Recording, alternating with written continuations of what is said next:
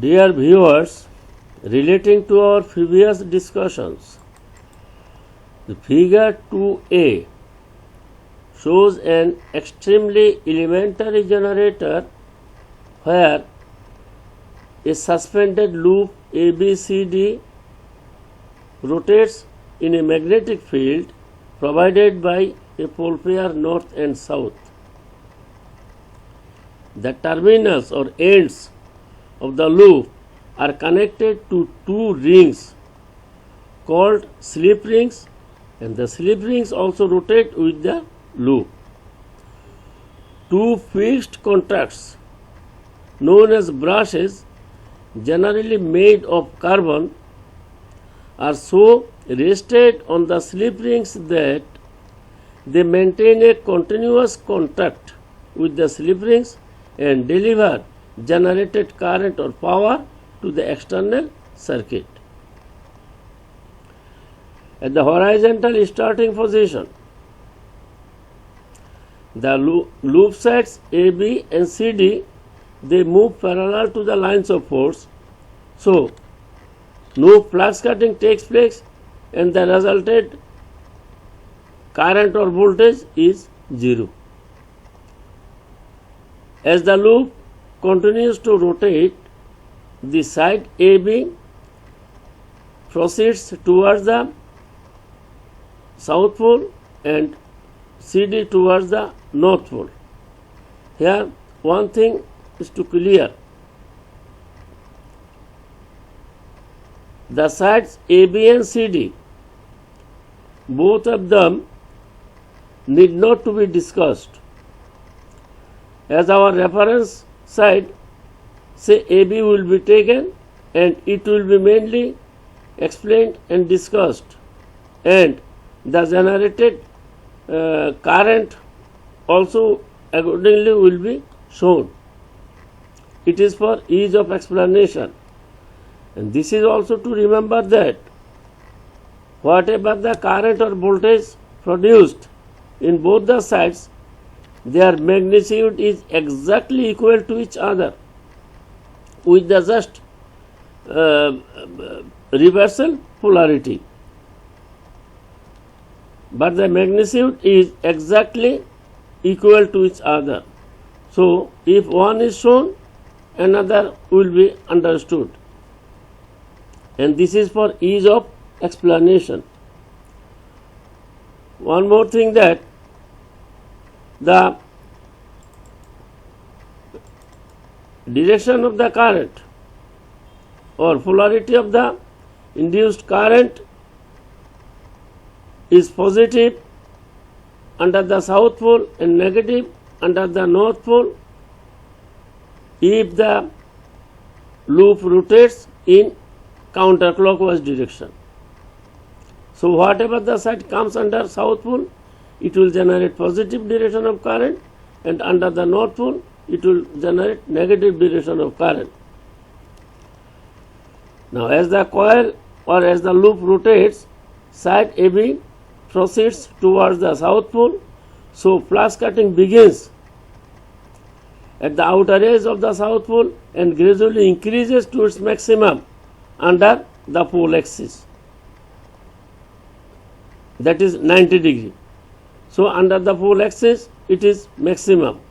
Hence the generated current increases from 0 to maximum here. It is shown in the right side figure, say from 0 to maximum is current. Now the position or location of the generated current is here at 90 degree. We have come up to this point. It is now maximum. As the coil continues to be rotated, the side AB now proceeds towards the outer edge of the pole.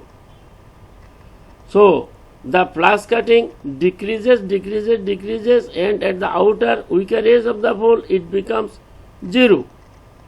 Therefore the induced current or voltage also decreases from its maximum to 0 here, and this is actually 180 degree.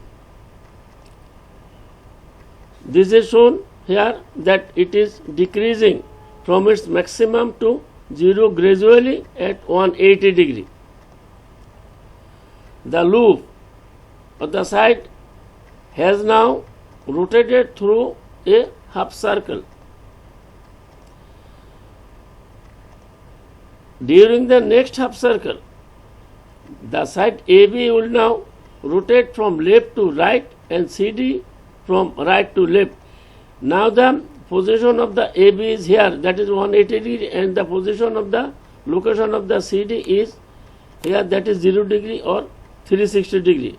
Now CD will move from right to left towards the south pole, and AB will move from left to right towards the north pole.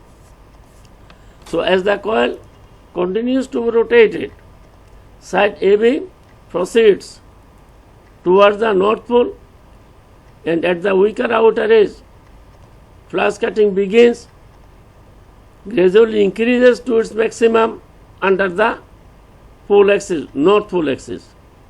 It is at 270 degree,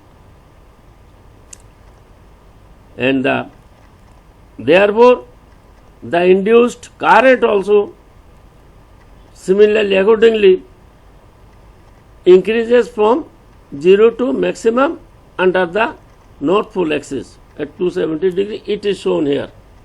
It is shown here. But this time the direction of the current has been changed. It is now negative. So the current is increasing from 0 to maximum at 270 degree in the negative direction. So we have come now here, that is here. Further rotation of the coil of the loop, the side AB proceeds, moves towards the outer edge of the north pole. This causes the flux cutting to be fewer and fewer, and eventually at the weaker edge of the north pole it becomes 0.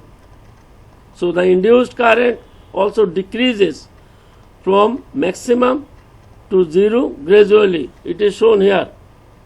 Say it is gradually decreases from 0, from maximum to 0. At 360 degree or 0 degree it is 0. The generated current produced two half cycles. One is positive half cycle, another one is negative half cycle. This is called, positive half cycle is called positive alternation, negative half cycle is called negative alternation. Both the halves, these two halves represent one complete cycle. This is called a cycle, that is the complete set of positive and negative halves. Time taken by one complete cycle, say in our country, if it is 50 seconds, I mean to say if it is 50 hertz, that is 50 cycles per second, then each cycle takes 1/50th of a second in our country.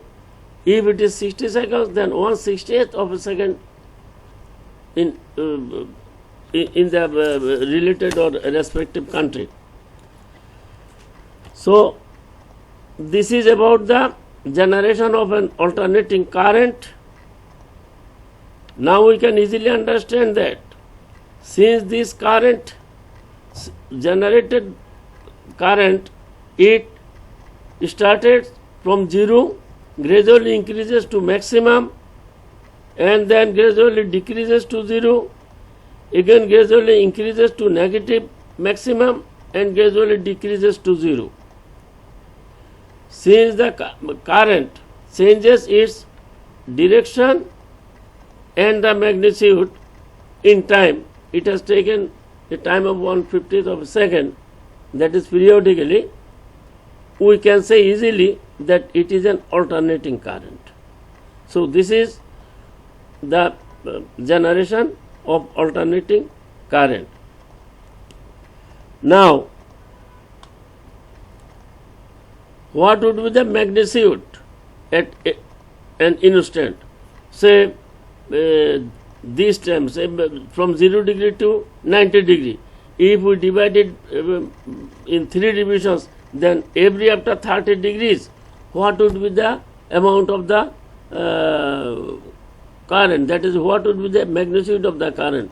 If up to 360 degree divided divisions, it is every division is after 30 degree, then what would be the magnitude of the induced current every after 30 degree?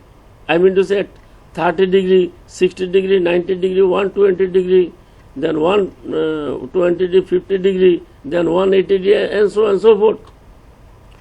So it is actually determined by sin theta, because this loop or the side AB, it cuts magnetic flux vertically, its flux cutting is maximum, and in parallel it cuts no flux. So here parallel cutting no flux, and vertically it is cutting maximum flux. Now what about the tangential position? So this tangential position, if it is set the maximum one, then at the tangential position it would be in proportion to its vertical component. Say the tangential position is here now, it is say at 60 degree, 0 degree, 30 degree, 60 degree, 90 degree.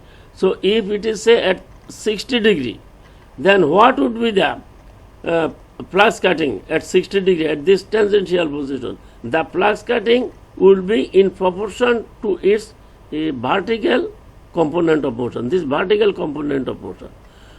When the loop side or the side AB is at this position, tangential position at 60 degree, then its vertical component of motion will be directly under the I mean to say on the parallel line or the x-axis. So it would be its vertical component of motion. This would be its vertical component. It is shown here in this triangle. Say if this is the tangential position, its vertical component of motion is this. Therefore, the magnitude of this induced current or EMF, it depends upon the theta created by this vertical component of motion and the tangential motion. And if this vertical motion, this is this two ratio, and this two ratio, as you know, it is nothing but sin theta or sin alpha. I mean to say perpendicular divided by hypotenuse. That's why if we like to determine the magnitude at 60 degree, if it is 1, its maximum value is 1, then this should be multiplied by the sin 60 degree, that is 0.866. So it will be 0.866. Say here it is for 60 degree, and say this is the vertical component of motion like this, and this is the vertical component of motion, that is I2 as at 60 degree, and at 30 degree it is here. So sin 30 degree we know 0.5. So it is this vertical component of motion. Therefore, the magnitude of the induced current at 30 degree will be 0.5 with respect to maximum 1, and 0.866 will be at 60 degree if the maximum value is 1. With 60 degree means 0.866. So if the maximum value is 1, then the magnitude of the current or EMF at 60 degree will be 0.866, and so forth. It will be go there. And we also know that the value of the sin value 270 degree is -1. So it is also -1. That is, current will be at the negative side, like this. And this is all about this. And furthermore, we will discuss in our next session. That is the final session. I will try to finish these fundamentals of alternating current, like frequency, instantaneous value, peak value, RMS value, and all these things, if my time allows me. Okay, up to that, now I like to say you goodbye, thanking you.